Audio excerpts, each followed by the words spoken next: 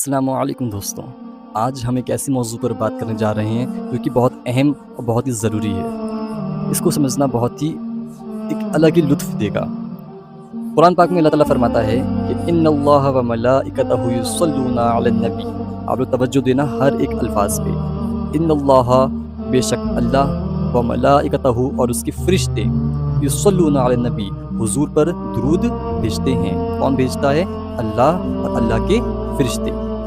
اب اس میں جو بات بڑی توجہ طلب اگلا نقطہ بیان کرنا چاہتا ہوں، جس کو امام رازی نے تفسیر کبیر میں بیان کیا، وہ یہ ہے کہ سوال پیدا ہوتا ہے کہ جب اللہ تعالیٰ خود حضور علیہ السلام پر درود بھیجتا ہے، جب اللہ خود حضور علیہ السلام پر درود بھیجتا ہے تو اس سے کیا ضرورت ہے کہ پھر وہ فرشتوں کو بھی ساتھ ملائے؟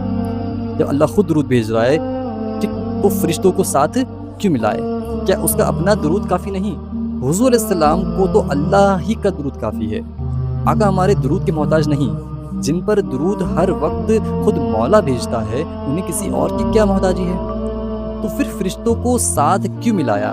کیوں کہا کہ اللہ بھی بھیجتا ہے، اللہ کے فرشتے بھیجتے ہیں؟ جب اللہ خود بھیج رہا ہے تو فرشتوں کو ساتھ کیوں ملایا؟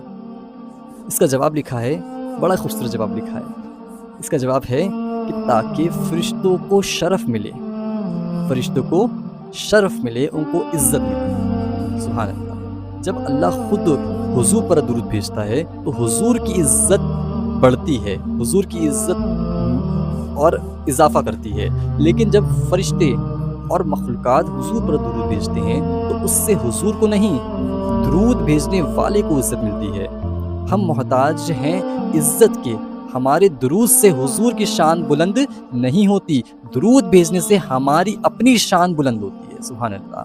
حدیث میں آتا ہے کہ اللہ تعالیٰ فرماتا ہے جو مجھ پر ایک بار درود پر بھیجتا ہے، جو مجھ پر ایک بار درود بھیجتا ہے، اللہ تعالیٰ اس کے 10 درجات بلند کر دیتا ہے۔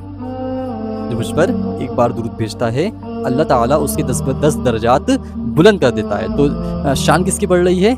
کس کی بڑھ رہی ہے؟ مخلوقات کی۔ حضور کی شان درود بھیجنے سے نہیں بڑھ رہی ہے۔ پوری زندگی جتنا مطالعہ میں نے کیا، ایک حدیث بھی ایسی میری نظر سے نہیں گزری جس میں آقا نے فرمایا ہو کہ تمہارے درود پڑھنے سے میرے درجات بلند ہوتے ہیں۔ جہاں بھی ملتا ہے، یہ ملتا ہے کہ جو درود پڑھتا ہے اس کے گناہ معاف ہوتے ہیں، اس کی نیکیاں بڑھتی ہیں اور اس کی بخشش ہوتی ہے اور وہ مستحق شفاعت بنتا ہے۔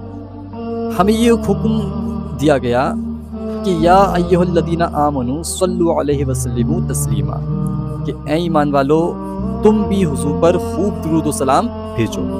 اب سوال یہاں پہ یہ پیدا ہوا کہ کیا کوئی کمی رہ گئی تھی؟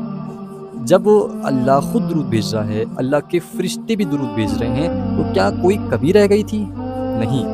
امام فخر الدین رازی فرماتے ہیں کہ ہمیں اس لیے شریک کیا گیا تاکہ ہم پر شفقت ہو۔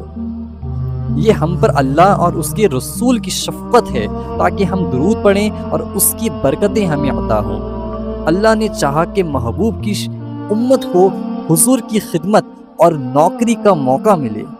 اللہ نے چاہا کہ امت حضور کی خدمت کرے اور حضور اس خدمت سے خوش ہو کر گنہگار امت کی شفاعت فرمائے۔ سبحان اللہ۔ اب ایک بہت ہی اہم بات آپ کو سمجھائیں، وہ یہ کہ کوئی عمل اور کوئی عبادت دنیا میں ایسی نہیں جس کا قبول ہونا حتمی اور یقینی ہو۔